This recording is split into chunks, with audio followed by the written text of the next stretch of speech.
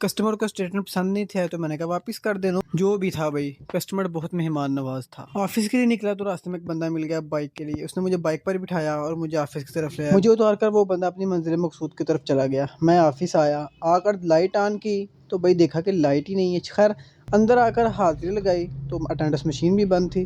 حاضری تو نہ لگ سکی لیکن میں ابھی سیٹ پر آ کر بیٹھ گیا۔ ابھی بیٹھے تھا کہ ساتھ ہی لائٹ آ گئی بھائی، فٹافٹ سے لیپ ٹاپ آن کیا اور آرڈر کے بل نکالنے شروع کیے۔ کافی زیادہ آرڈر تھے، یہ ٹوٹل آرڈر ہے بھائی آج کے۔